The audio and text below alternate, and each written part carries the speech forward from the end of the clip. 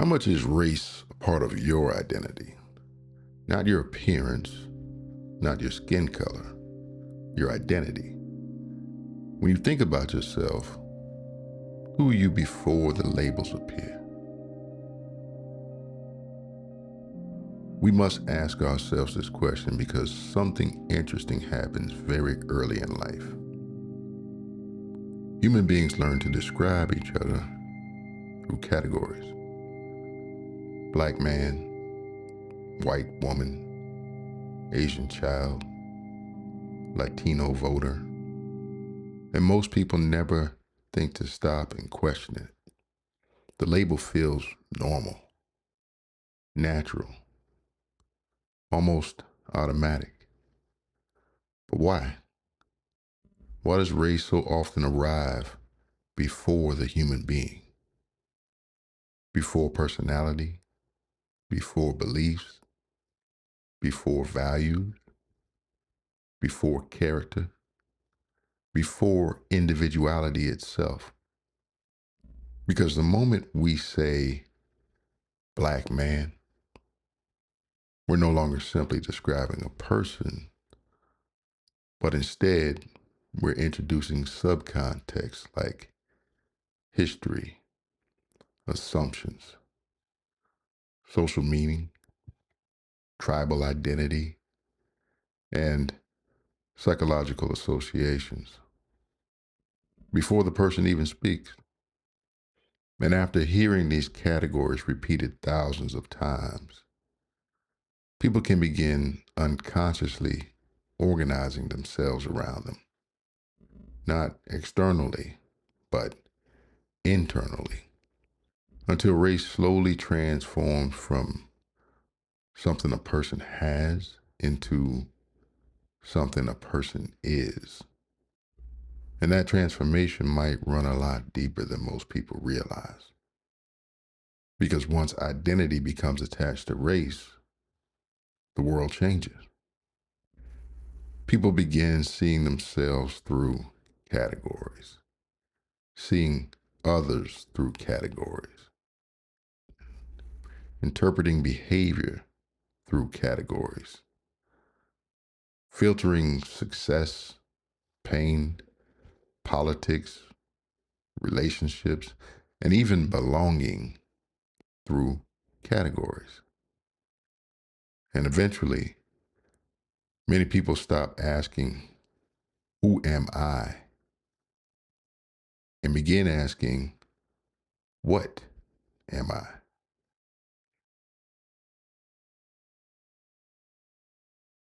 The human mind is constantly organizing reality.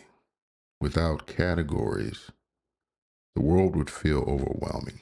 So human beings simplify: male and female, friend and stranger, safe and dangerous, us and them. The brain searches for patterns because patterns help human beings survive. And one of the fastest patterns humans recognize is visual difference: height, age, sex, clothing, skin color. Long before people speak, the brain is already categorizing. And this isn't necessarily out of hatred. It's not necessarily out of malice. It's because categorization is part of human cognition itself. The problem begins when categories stop functioning as simple observations and start becoming psychological containers. Because over time, human beings attach meaning to categories, stories, expectations, emotions, assumptions, fears, pride, history, and eventually the category becomes larger than the individual person standing right in front of you. Think about how quickly the human mind creates narratives. A man walks into a room, before he speaks, people may already unconsciously register his race, his clothing, his accent, his posture, his attractiveness, his age. And from those observations, they start forming assumptions automatically, not always knowingly, but subtly, quietly, and almost instantly. As a result of society repeatedly reinforcing certain categories over generations, those categories begin feeling subjectively real, not merely descriptive, but meaningful. And once something becomes meaningful, people begin building identity around it. There's a difference between describing a person and defining a person. When we describe something, we communicate what it is like. When we define something, we communicate what it is. The line between those two things can become blurry over time, especially when a description becomes socially emphasized every single day. Black man, white woman, Asian American. Notice how naturally the adjectives arrive first. Now, initially that might sound insignificant. After all, language needs descriptors, but language also shapes perception because adjectives modify nouns.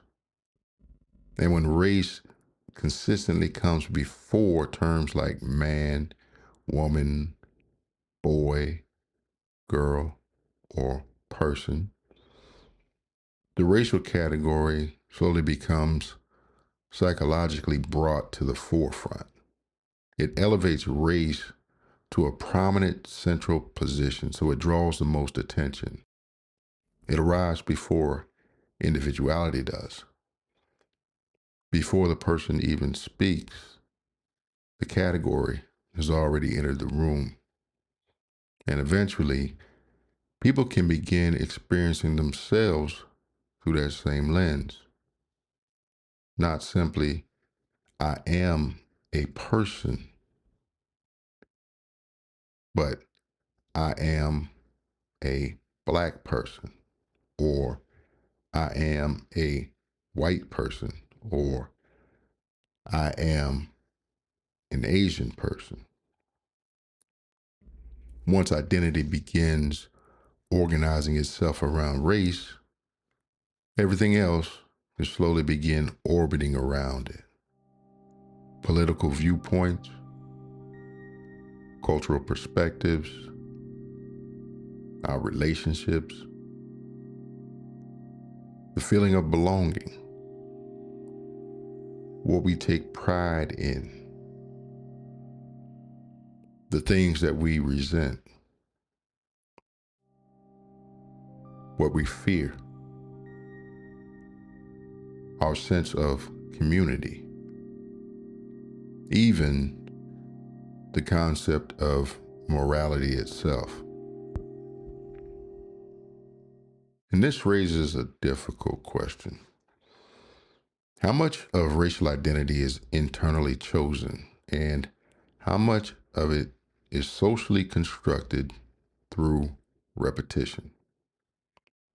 Because if a society continuously emphasizes race, would it be surprising if people eventually internalized race as central to who they are? We know that identity becomes powerful when emotion becomes attached to it. And we also know that race carries enormous emotional weight, pain, trauma, memories of events that were encoded, stored, and retrieved over time. the fundamental human need to feel accepted, valued, and connected to a group or place or community. For many people, race is not merely visual. It becomes emotional. And once identity becomes emotional, it becomes psychologically central. Because human beings naturally defend identities that feel connected to things like survival and meaning. Groups of individuals linked by shared interests, values, geography, or even self-worth. And in societies where race historically shaped the law, resource allocation, social status, opportunity, and power, racial identity can become deeply embedded inside psychological identity, not only socially, but personally. And once race becomes psychologically centered, people can begin interpreting nearly every experience through it. Their successes, their failures, the conflicts they have, recognition, attraction, friendship, disagreement, even everyday human interactions. Everything becomes filtered through the identity lens. And the moment that happens, the category begins expanding beyond description and into how they see the world. Human beings are tribal creatures. People want belonging and recognition. They want community. They want shared experience. And race can become one of the strongest modern tribal markers, especially when groups have a shared history, a shared struggle, a shared culture, a shared memory, or a collective experience. Over time, racial identity can begin functioning almost like a tribe, complete with symbols, language, expectations, boundaries, loyalties, and authenticity tests, because tribes naturally attempt to preserve cohesion. Once race becomes tied to belonging to the tribe, questions of authenticity begin appearing. Who belongs? Who does not? Who is real? Who is acting different? Who is betraying the tribe? And suddenly, people are no longer merely existing as individuals. They are navigating tribal expectations. Sometimes they do this consciously. Sometimes it happens unconsciously. Sometimes they do it through performance. Sometimes they do it by suppressing who they really are. The reason is that underneath tribal identity is just a very human fear. The fear of social exile. The fear of becoming disconnected from one's own people. And throughout human history, very few things have frightened human beings more deeply than becoming an outsider within their own tribe. There is nothing inherently wrong with acknowledging race. Race can connect people to history, culture, family, community, and the collective memory. But there is a difference between having an identity and your mind becoming consumed by it. Once an identity becomes too central, it can begin overshadowing individuality itself. As a result, people may slowly lose the ability to see themselves or others outside the category. Complexity disappears, nuance disappears, contradiction disappears. Human beings become flattened into symbolic representations of groups.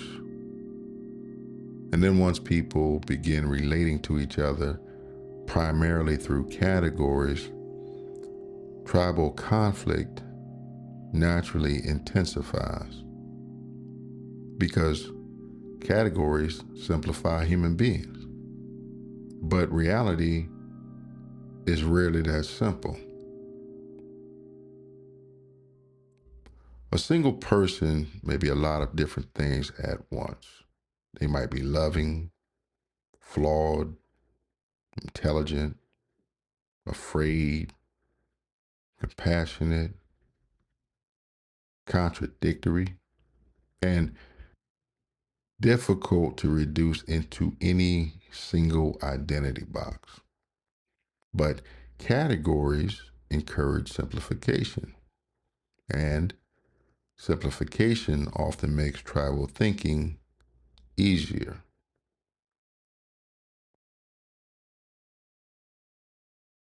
Maybe the deeper question is not whether race matters.